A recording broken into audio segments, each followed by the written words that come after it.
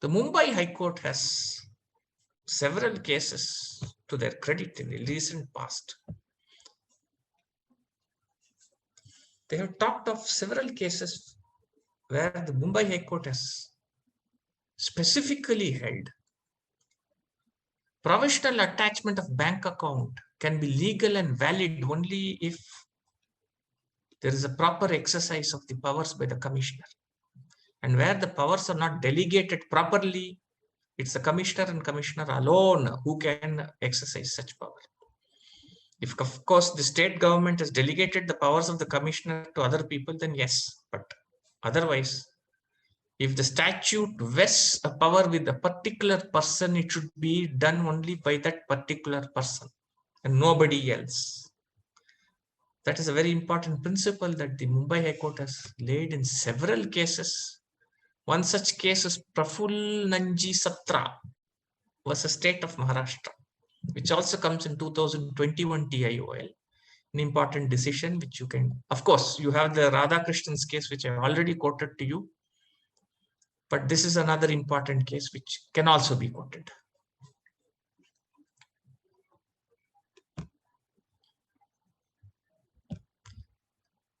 The powers of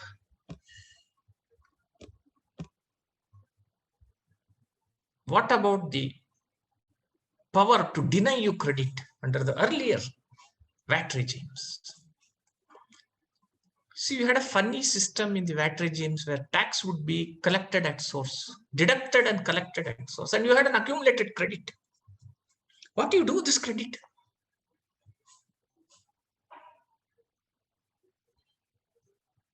Can you transition it into the GST regime?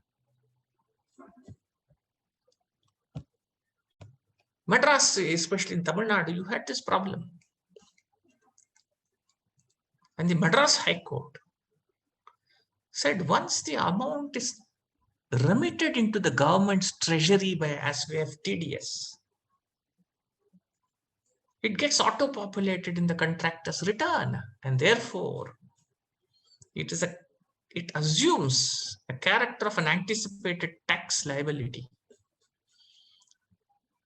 And if you are going to do the assessments under the GST regime, then to that extent it is already paid to you, you should take credit. So very important decision in DMR Constructions was Assistant Commissioner, 2021, 125 taxmen, where Madras High Court held so that even the TDS can be carried forward. It's a very, very good and very important decision, and I hope it doesn't get set aside. In fact, if you see, the C-forms was an issue which had arisen across the country. Can you still, after the introduction of the CGST Act and the SGST Acts, continue to get C-forms on petroleum crude and high-speed diesel, etc., motor spirit, etc.? Several high courts, Punjab and Haryana High Court, Gujarat High Court, Madras High Court, so many high courts held yes, because those commodities have not been bought into the GST regime. It is quite possible that you can issue C-forms in respect of those commodities.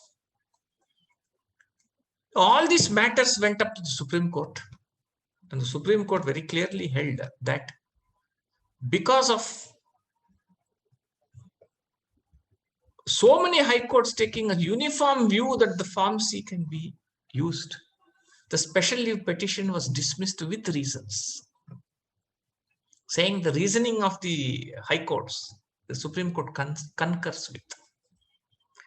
See, normally the special leave petitions, when they're dismissed, it means that the order of the high courts do not get merged with the order of the Supreme Court.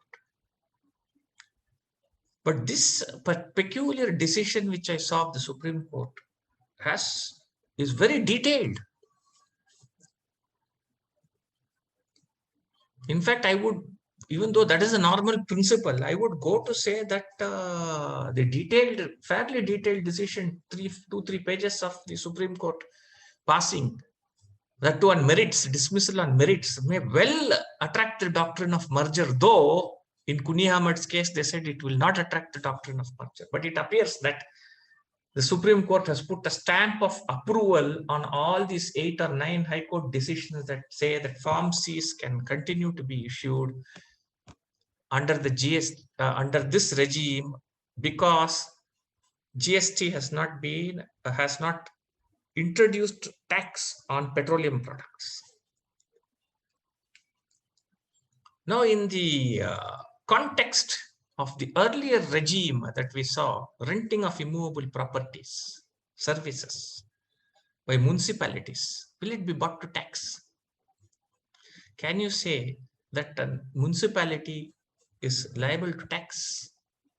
Now, let me tell you, the very entries of renting, let me openly tell you this, either whether you call it under the GST regime or you call it under the service tax regime, is pending consideration before the Supreme Court 9-bench Constitution Bench in MADA's case, Mineral Area Development Authority's case, 2011 SCC, where the Supreme Court specifically has said that one has to examine whether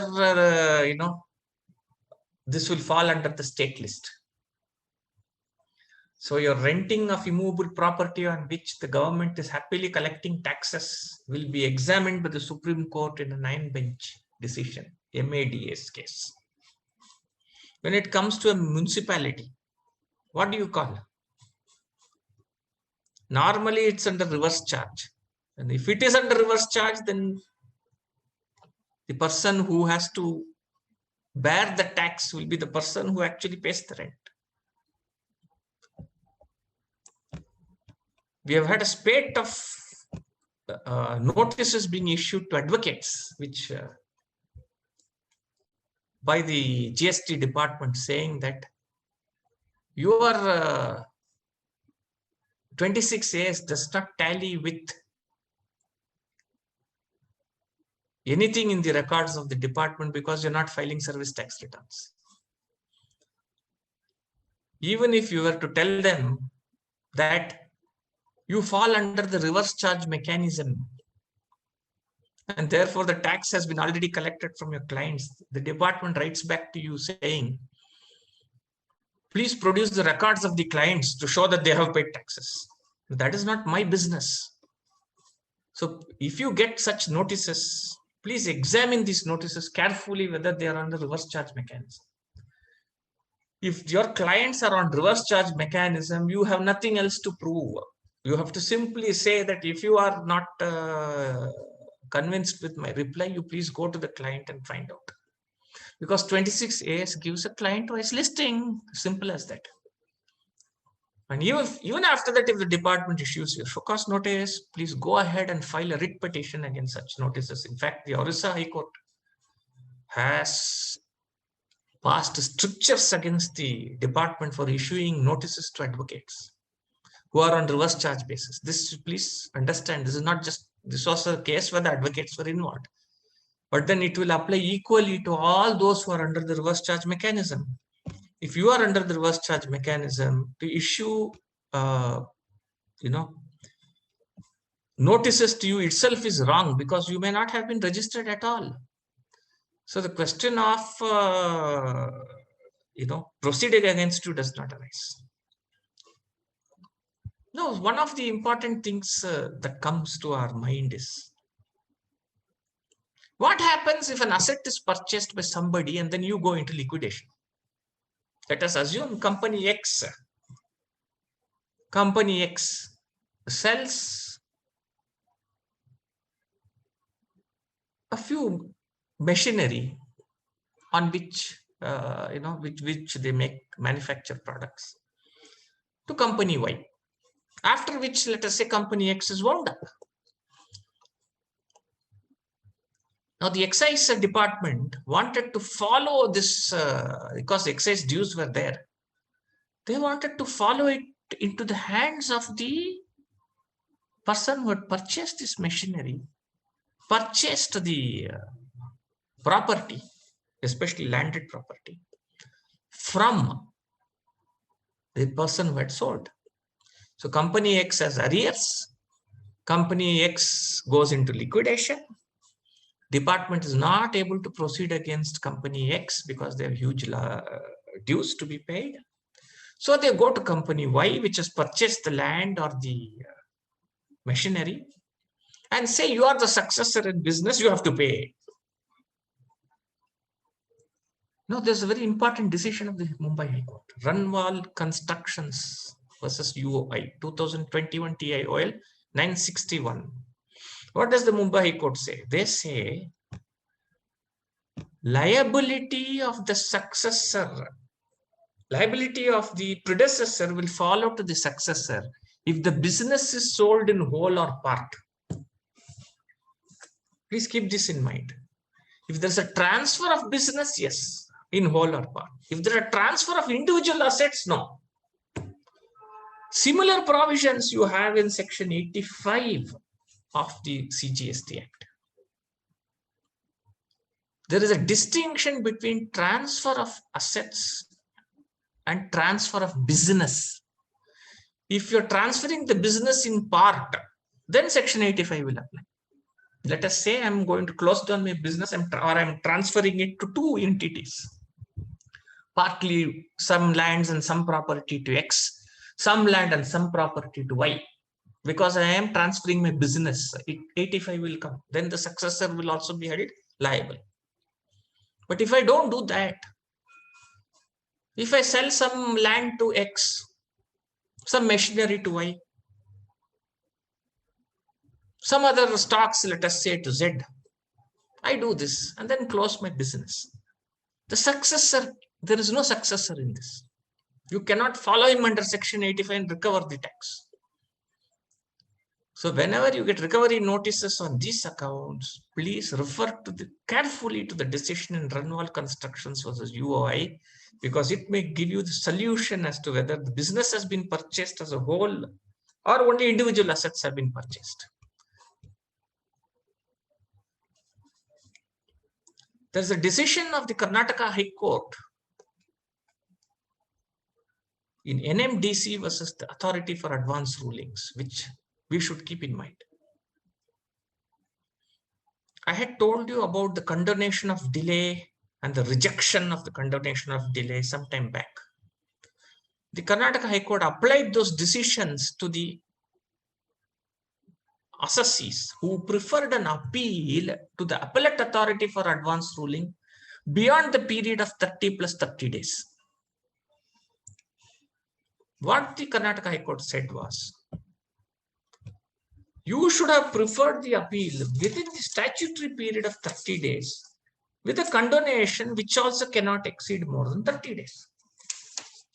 If you have done it for more than 60 days, then the appeal cannot be preferred.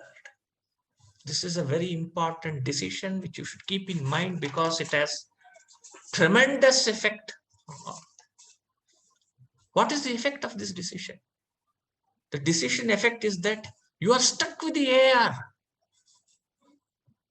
The original ruling is binding on you as per section 103, and if you have preferred the appeal late, the appeal will not be heard by the AAAR, and the High Court will say that it is beyond the 60 days. Very unfortunate. You're stuck with this order. Now, I was thinking about this for some time and I felt that there are exceptions to this. Even GlaxoSmithKline decision of the Supreme Court, which said that you cannot condone the delay beyond this condonable period. There are some exceptions to it. If we find that the Authority for Advance Ruling has been passed in violation of the principles of natural justice, then there is no bar, absolutely no bar in you preferring a writ petition and having it quashed, even if you have preferred the appeal beyond the time period on the ground that it is in violation of the principles of natural justice. You should give this a try. One, I think the Andhra Pradesh High Court has accepted this principle. One. Two, please see whether the Authority for Advance Ruling has pronounced his order within a particular time period. If you see, these authorities for advance rulings, they should pass orders within certain time periods. If they have not passed within the time periods, that can be another ground to set aside the order of the authority for advance ruling. This also you can see as a alternate argument to this. We always find, one very, very disturbing trend, that when appeals are filed, in spite of the appeals being filed, department issues recovery notices. In the income tax regime, in the excise regime, this has been going on rampantly. And there's a decision of several decisions are there, but one recent decision of the Karnataka High Court I saw on Unisys India Private Limited, where they said, if an appeal is filed, recovery should not be done. This is an important thing which you can keep in mind.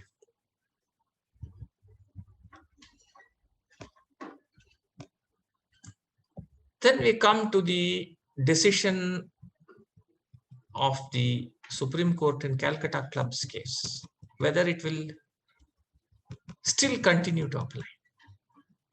We are all aware that in Calcutta Clubs case, the Supreme Court specifically said that members club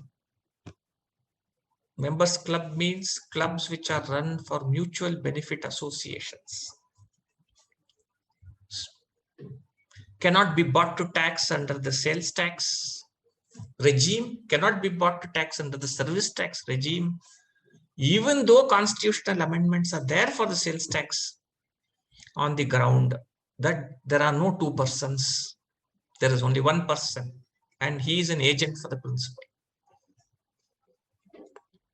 Now, in this budget 2021, the government introduced an important amendment to the definition of supply by introducing clause AA in section 7(1). The purported reason why they did this was to bring all the clubs and association to tax, and this was done with retrospective effect from 1/7/2017.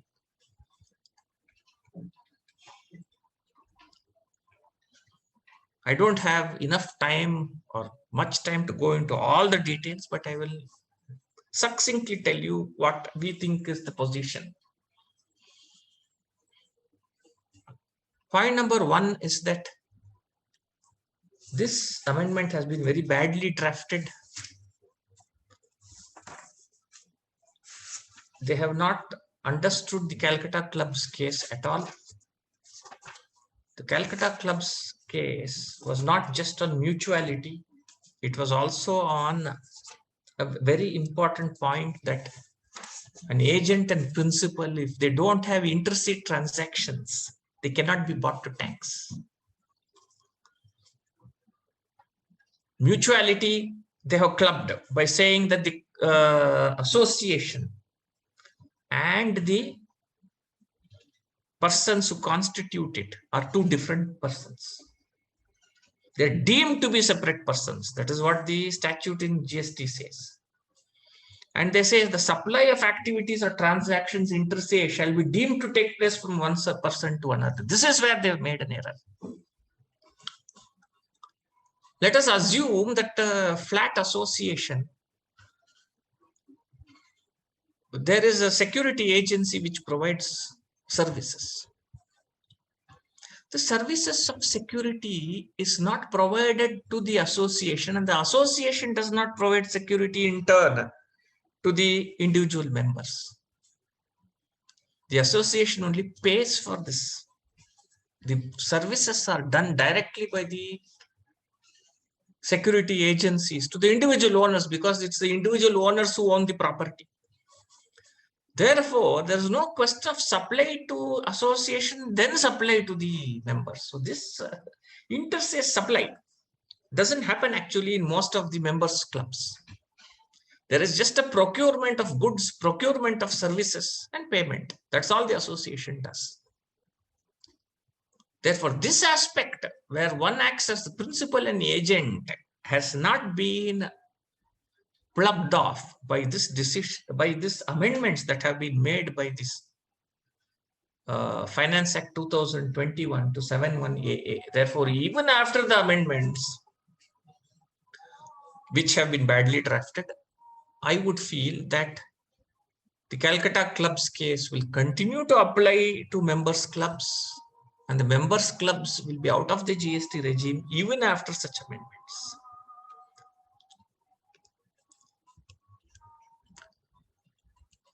There have been some amount of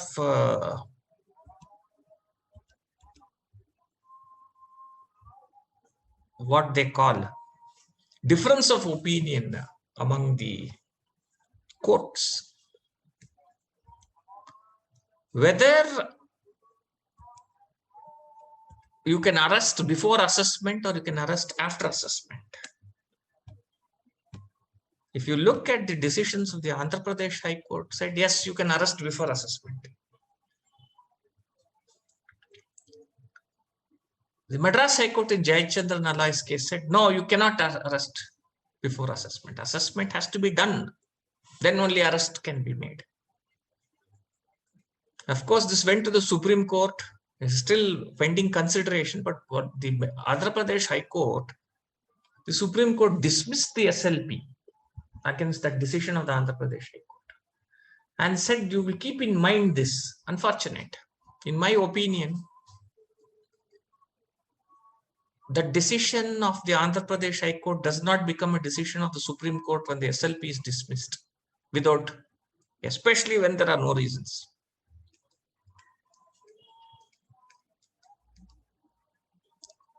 Therefore, it does become a question of tremendous importance whether you can arrest a person and then assess or not.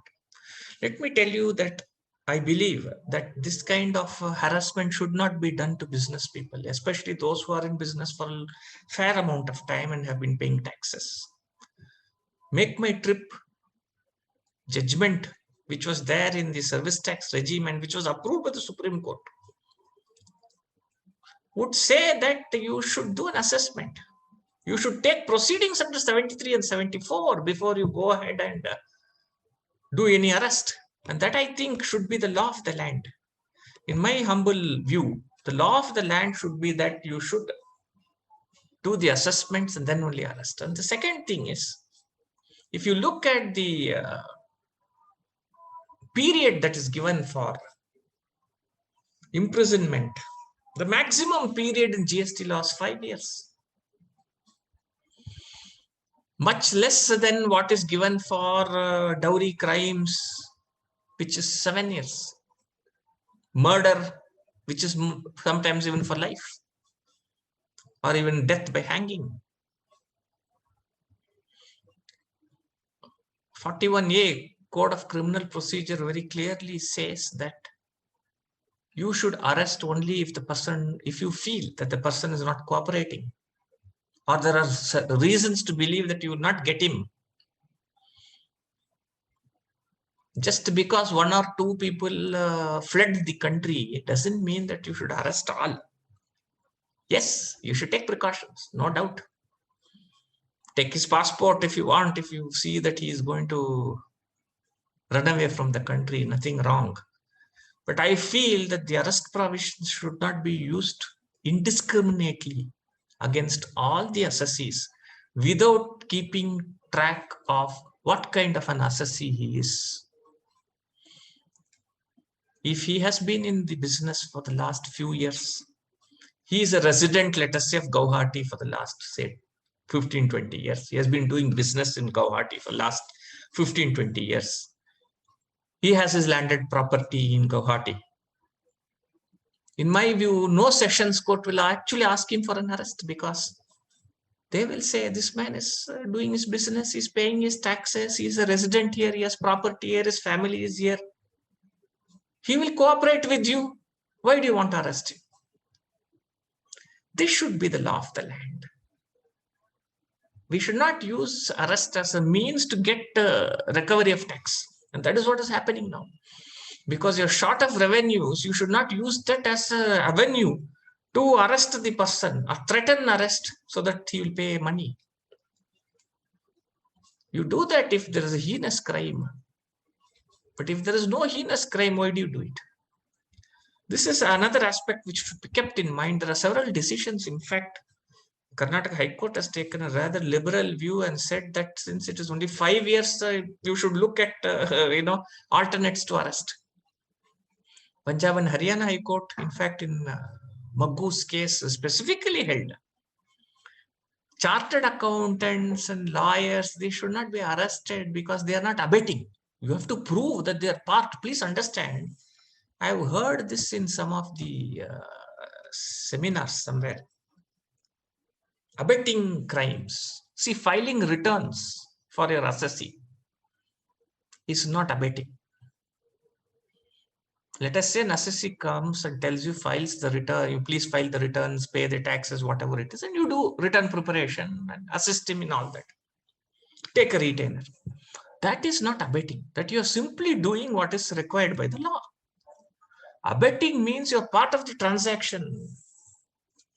Let us say bill trading he does and you are part of the transaction, you are getting a commission. Only there you can be held for an offense of abetting. Filing a return which shows that there are fake invoices doesn't mean you're abetting it.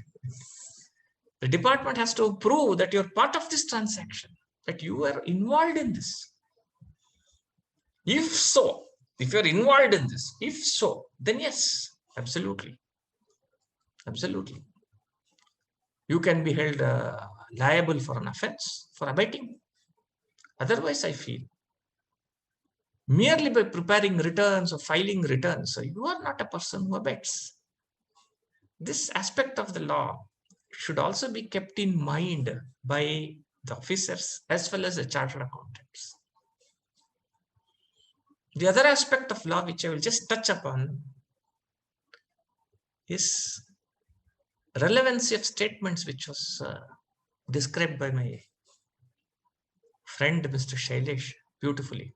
Relevancy of statements, there are several case laws on that. G Tech Industries case of the Punjab and Haryana High Court and the excise law will still apply to the GST law.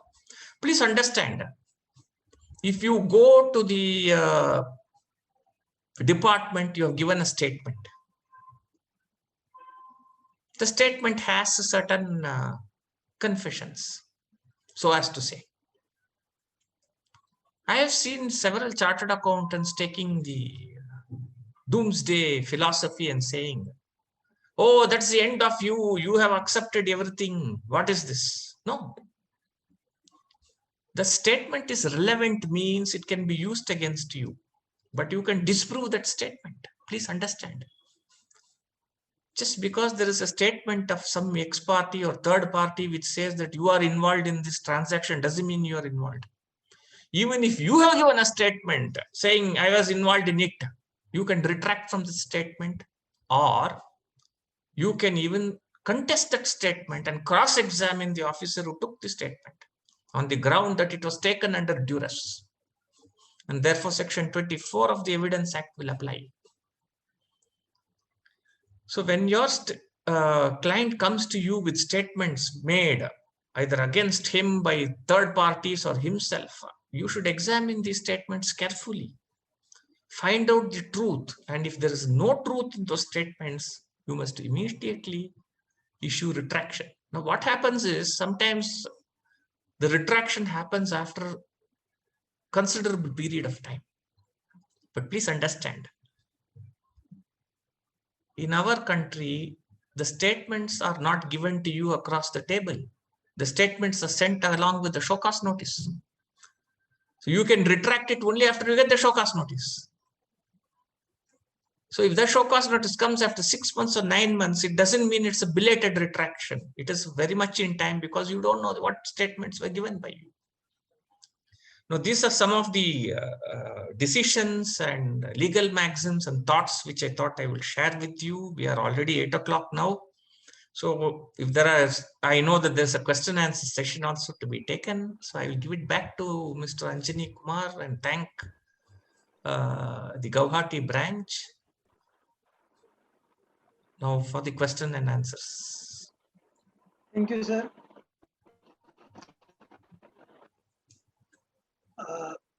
Shailesh sir is there? I hope he is here. Yes, he is very much there. I can see him. So Good evening, sir. How are you? Please unmute yourself, sir. Shailesh ji, please unmute yourself.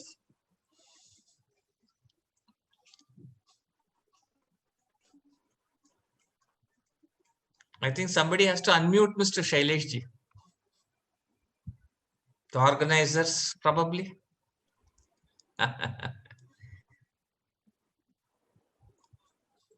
Hello? Yes, we can hear you. Yes, sir. Okay. Good evening, sir. How are you? Good evening. That's fine. Absolutely fine. Please, I also touched upon that last part. Please carry on. Yes, sir, you can. No, please carry on. Please carry on. Please carry on. Okay, sir. So the first question is with you only. From CA Aishwarya Agarwal. Sir, if a summon is issued under section 70 in the name of the company and there is no name and designation written, is it valid? Yes, it is valid.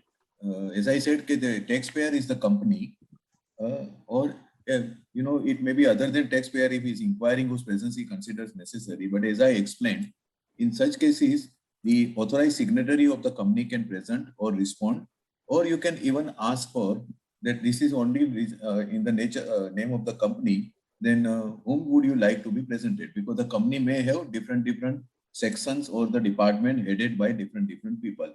But under no circumstances, the director should jump into the picture and should go there. He should only, they should only ask for the whom do you want to. If they are based on their inquiry, they will say that. Ideally, it should be authorized signatory in the initial period.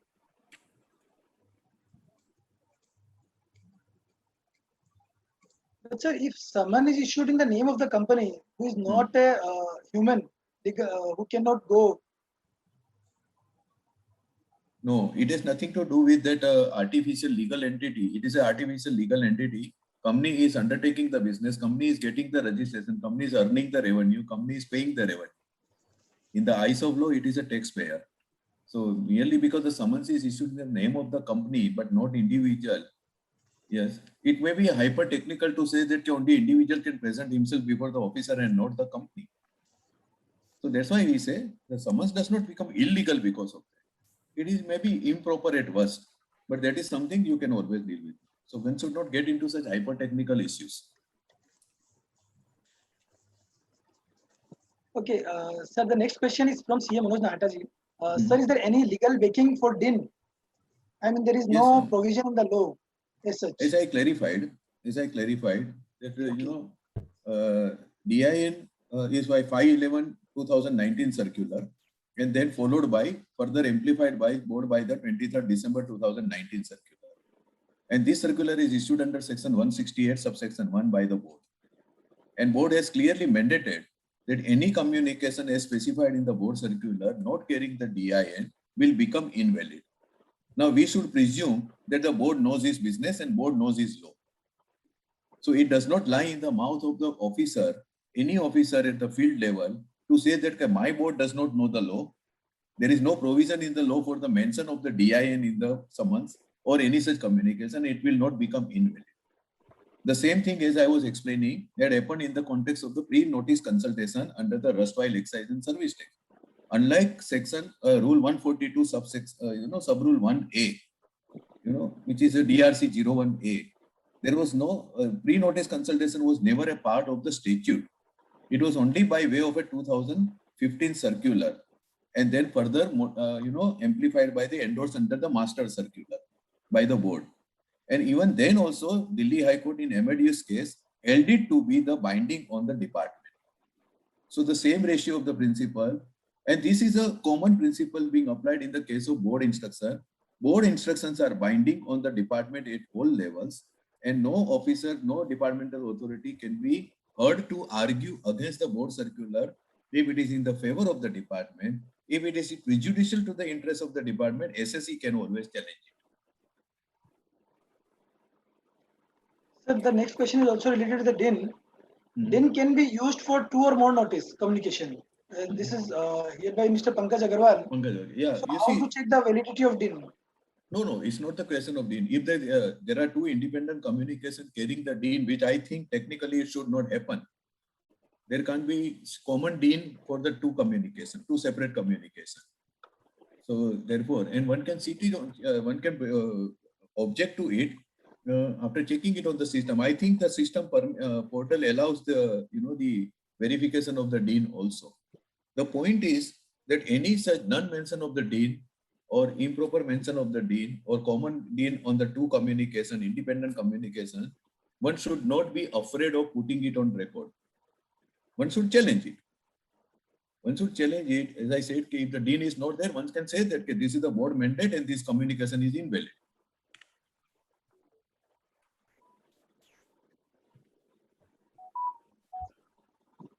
So again, the next question is on DIN.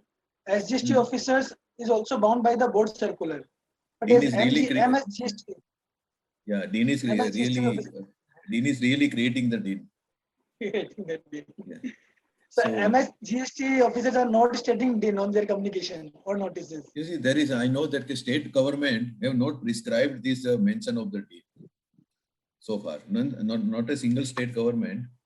But in spite of that, quite a few communications from the state government are also coming under the DIN with the mention of the DIN. In my personal view, this particular instruction of the board will apply even to the communication from the state government also, state officers also. So the similar question is the next question. Is the DIN applicable is only summons or notices from CGST? Only because SGST notices doesn't contain a DIN. No, that's what I'm saying. No? That's what I'm saying. That they may not have, but this is the board circular, right? And it is across the, and this is for the uniformity. 168, if you can see that. So in my personal, my view, this will be applicable even for the state government communication. And one cannot have flip-flop policy into this. There are number of, I have come across as many as, state government communication carrying the DIN, and similarly, other communication from the state government not carrying the DIN. This is not a matter of convenience. The next question is from CA Aishwarya Agarwal. Copy of statement can be demanded through RTI? You can demand it through RTI, but right to it, yes, you can demand it. And maybe worth trying it. Sir, would you like to say something on this? See, copy of statements, if they are ongoing, the department will say it's an ongoing investigation. We are compiling the, but in my opinion, what Mr. Shailesh says is right. If the statements have been given already, there is no harm in you trying it through the RTI. Because it's after all your statement. So what is wrong in you? Why people don't do it is because they're frightened that something else will the next time he calls you for a statement, he will use third degree techniques. That is why they don't go ask for the statements. And that's exactly the reason why they don't even retract. Yes. Because the moment you see retraction, while we are on this, retraction simply settled by sending making the affidavit and having it notarized by sitting in your home or sitting in your office will not do. That retraction will have to be put on the records of the department. They should know that you have retracted the statement. Okay. And moment it is done, they will again call you, slap you a couple of times, and then they will make you retract your retraction. So, I mean, these are usually ultimate. Tell me. Yes, sir. The next question is the Raghuram sir. Trading in goods is defined in 66DE of the Finance Act. Transaction in securities is a population which covers activities of buying and selling shares as business activity, plus activity of buying and selling shares as investment activity.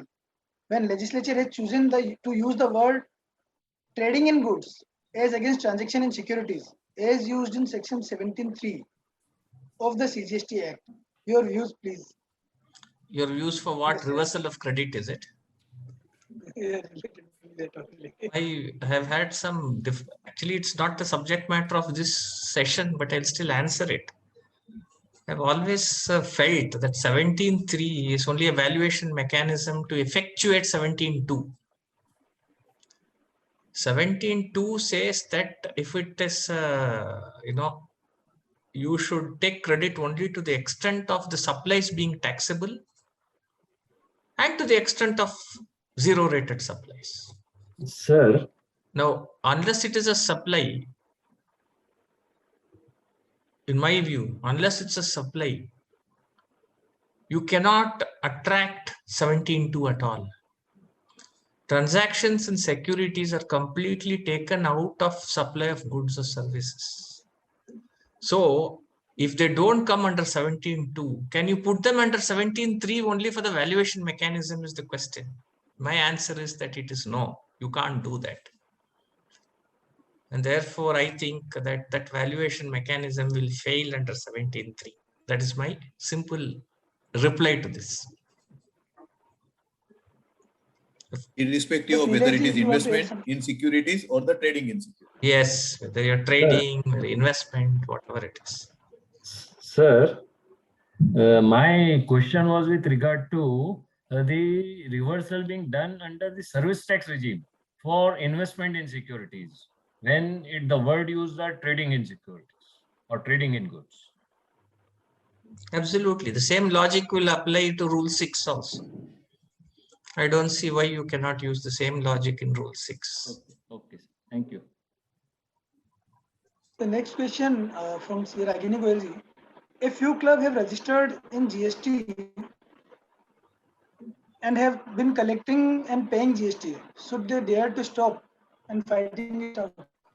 Oh, that is up to the clubs. If it's members clubs and your resident welfare associations, they should not burden the members with more taxes. I believe that in this, especially in this period, it is killing on the resident welfare associations and members clubs to pay GST in addition. I think it, unless if the association can take credit and pass it on, that's a different issue. That's a different issue. But then it becomes quite costly for the residents to pay in addition to all the fuel prices which they're paying today. It becomes very. Should they dare to stop and fight it out? Ma'am, if it were me, I will say you should dare to stop and fight it out. But then I always leave it to the associations to think over it and see whether they can withstand the fight. Those who go up to the Supreme Court are those who can withstand the fight. One more question.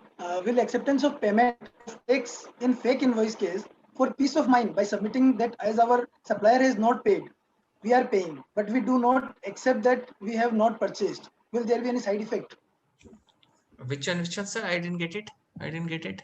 Please repeat it. This question has been in the direct message. Will acceptance of payment of tax in fake invoice case? What about the fake invoice case? If someone make the payment, your voice is breaking, sir. Acceptance of payment, because officers used to by submitting that as we have not paid, we are not paying, and we do not accept that we are not purchased. Will there be any side effects? A lot of side effects will be there. The moment you say it's a fake invoice, you are attracting section 122 and 132. One is a penalty, which is an independent provision. One is a prosecution, which is an offense, which is an independent provision. You can face both. Now, it's like this. I make the payment by check. 1. 2. I don't accept that it is a fake invoice at all, because I feel that I've talked about this in another seminar. See, let us assume that I am supplying some inputs to Mr. Shailesh ji. Let us assume so. I am also supplying something to Mr. Anjani. I choose not to pay tax or fake invoice on Mr. Anjani, but genuine invoices for Mr. Shailesh. No, you cannot say that I am doing fake invoicing in all the cases. It is incumbent on the department to prove that there is a fake invoice, first of all. You simply cannot come to the department cannot come to Mr. Shailesh Sheth and say, see, Raghuraman has accepted fake invoicing for Mr. Anjani, and therefore you also should pay the tax wherever you got it from Mr. Raghuraman. That is absolutely absurd. You have to go on, facts of each of the matter as to what is fake invoicing, who is done fake invoicing, and trying to recover the tax from the person who has been the recipient, in my opinion, is completely wrong. If you want to proceed, you proceed against Raghuraman. Don't go to Mr. Shailesh Sheth and say, it's a fake invoice. Prove it, it's not fake. How can he prove the impossible? He has paid for it, he has taken the credit. How can he prove? He has records to show that the inputs have come. Yes, let us say he has the transport documents to show that the inputs have come. That is good enough. That is good enough. So you have to take this fake invoicing with pinch of salt. And if I would add here that two things, Bansu. First, I would really earnestly request the professional fraternity to simply discard this phrase "peace of mind" from their lexicon. A professional fraternity cannot have peace of mind expression in their entire lexicon at all. Buying the peace of mind is probably the worst thing a professional can do. That is one part of what is meant by there is nothing like buying the peace of mind. You are never buying the peace. You are buying rather the much more trouble actually. That is one part of it. The second is the fundamental law is that unless and until the complicity or the involvement of the buyer in the misdeeds or the fraud committed by a supplier is established, buyer cannot be denied the credit for any fault or fraud committed by the supplier. And it is the burden lies on the department to prove that the buyer is also involved in it. And therefore, one has to be always careful in accepting or confessing to something which is not correct. Which is not correct simply for buying the peace of mind, to really borrow that phrase. It is a wider ramifications. You can be then definitely on the radar of the department for no reason forever. Because once a crook, always a crook. This is how the department would look at it. So be very careful, because of the bigger amount involved, or just to get rid of them, one should not really compromise on such fundamental. And your client knows it better than you, what he has actually done. So you should take a very holistic view of such matter. So the next question, can you please give the citation of MADA, that is Mineral Area Development Authorities, case 2011 SCC. Please look at 2011 SCC, Supreme Court cases. The next question, sir, your views on the recent judgment of Madras High Court in case of BY Vithya for recovery of tax from the buyer without visiting the buyer. Can you tell me what this case law actually is? I don't remember this case law. Somebody can tell me what. I'll just amplify. Yes, yes. There is a couple. That couple had supplied some timber on the payment of tax to the parties, suppliers. Suppliers have paid this couple. It's a whatever firm, Dibethylate. That company's name, John and his wife, somebody. So, and tax was paid all under invoices and all. But that couple vanished, or they did not pay any tax to the government deposit. Authorities directly moved against the buyers. Yes. And these suppliers were smart enough, or buyers were smart enough to ask for the examination of those suppliers. Correct. They had asked for that also. And they had also objected to none joining those people as a party to the proceeding. Nothing was moved against the supplier. They came knocking down a door at the buyer only. And the Madras High Court said no. They said no to this. You can't do that. There is one loose observation in that case. That observation is that if the liability is not discharged, then it can be recovered from the supplier or buyer. Right? Now, I will say that this is a very loose observation. See, they have not probably seen. Yeah, seen, exactly. That I would have paid the supplier the amount with the tax. What happens then? Right, exactly. Correct. So and then ultimately they quashed this proceeding, and they asked the department to actually join the original supplier to the party, move against them, and offer them for the cross-examination as demanded by the buyer. So this judgment obviously has been, being highlighted by everybody as if the law has been let down. You cannot recover from the buyer. And this is the social media. So therefore, it is actually getting circulated like a wildfire. Everybody is interpreting it like it is a fundamental, basic. It has let down the law now. Pitfalls of the social media. So thank you, sir. There is no more questions. So Thank you. sir, we came to the end of this program of 4 days program with 8 sessions. But first, I would like to thank both the speakers of the day, Sri Raghuram sir and the Celeste sir. Thank you very much. Thank you For sharing your knowledge and thoughts. Thank you. Thank you, sir. And I would like to thank all the participants here.